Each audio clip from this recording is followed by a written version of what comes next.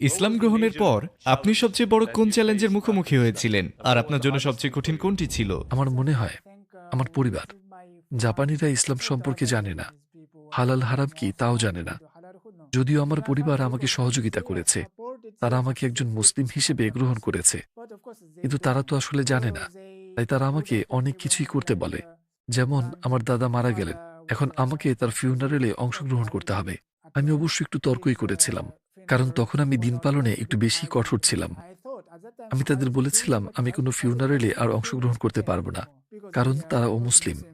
তখন তো আসলে আমি নিজেও অজ্ঞ ছিলাম, বেশি কিছু জানতাম না। তাই আমার সাথে বাইরে কোথাও খেতে যাওয়ার সময়ও তর্ক হতো, কারণ আমি সবসময় এটা খেতে পারবো না, ওটা খেতে পারবো না এমন করতাম। তারা হালাল কি এটা বুঝতো।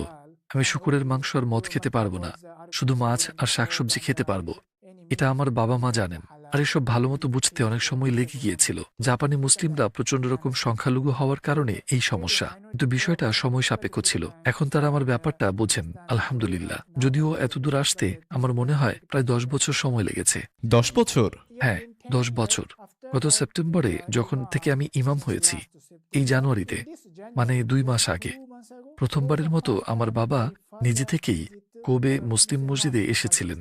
আল্লাহু আকবার। আমি কখনোই তাকে বলিনি মসজিদে আসুন অথবা একটু মসজিদটা ঘুরে যান, এমন কিছুই বলিনি। তিনি শুধু একদিন নিজে থেকেই বলেছেন, আমি তোমার মসজিদে যেতে চাই। মাশাআল্লাহ, তাবারাকাল্লাহ। কোনো জোর জবরদস্তি, সরাসরি দাওয়া কোনো কিছুই না। একদম নিজে থেকেই তিনি বলেছেন, তোমার মাকে নিয়ে তোমার মসজিদে একবার যেতে চাই, চলো একসাথে ঘুরে আসি, এমন আর কি। তাহলে তাদের বিশ্বাস কি?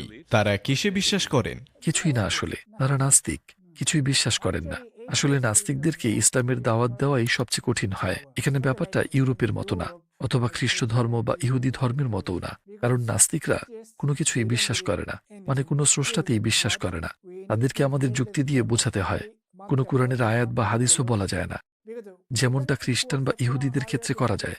কারণ জাপানিদেরকে কোরআনের আয়াত বললে বলবে, ওহ এটা তো আরবি ভাষা, আরবদের কাহিনী, ব্যাস শেষ। তারা যুক্তি দিয়ে চিন্তা করে। তাই আমাদেরকেও যুক্তিসঙ্গতভাবে